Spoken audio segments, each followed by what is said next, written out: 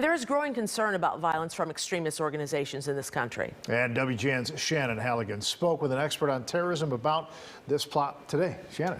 Yeah, he called this a classic case of terrorism. A group who conducted surveillance for weeks, engaged in combat training, purchased explosives, and had a clear political goal.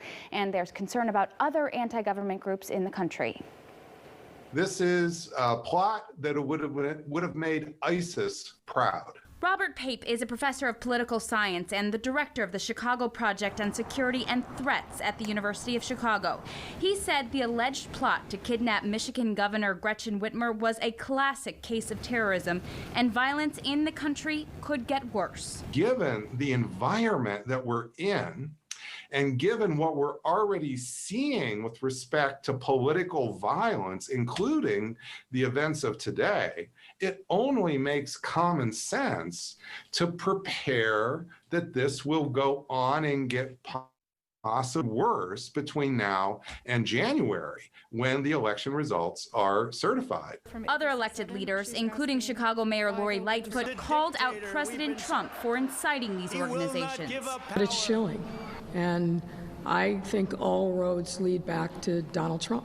I think that Mayor Lightfoot is exactly right, that President Trump's rhetoric and behavior have been dangerous. Professor Pape said there are other groups looking to President Trump for his response. We have to be concerned that there will be other right-wing groups that will be inspired by his rhetoric. And there are hundreds and hundreds of groups, Shannon, who look just like this group. But he said violence can be avoided. More and more calls on the part of the most senior leaders in our country for President Trump to change his behavior, and specifically to accept a peaceful transition of power. And while announcing the charges today, the Michigan Attorney General said there has been a disturbing increase in anti-government rhetoric and the reemergence of groups that embrace extremist ideologies, but that violence has been prevented today. Wow. Micah and Ray. All right, thanks so much, Shannon.